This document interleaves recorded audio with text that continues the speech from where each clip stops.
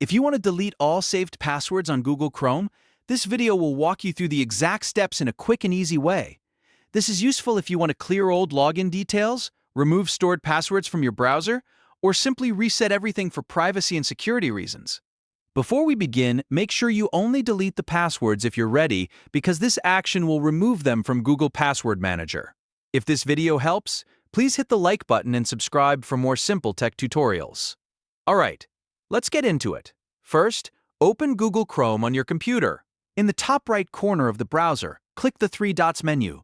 This opens Chrome's main menu, where you can access all the browser settings. From the menu, click Settings. This takes you to the Chrome Settings page, where you can manage everything from privacy to autofill. Next, look at the left side or the Settings section and click Autofill and Passwords. This is where Chrome stores your saved logins, payment information, and other autofill data. After that, click Google Password Manager. This is the main area where Chrome keeps all of your saved passwords connected to your Google account. Once you're inside Google Password Manager, click Settings again. Now scroll down carefully until you find the option that says Delete all Google Password Manager data. This is the setting that removes all saved password data from your account. When you find it, click Delete Data. Chrome may ask you to confirm your choice, so make sure you review the prompt before continuing.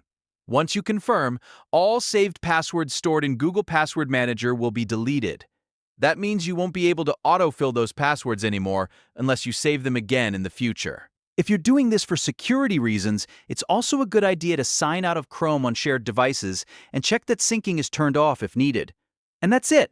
You've now deleted all saved passwords on Google Chrome. If this tutorial helped you out, don't forget to like the video and subscribe for more clear and easy step-by-step guides.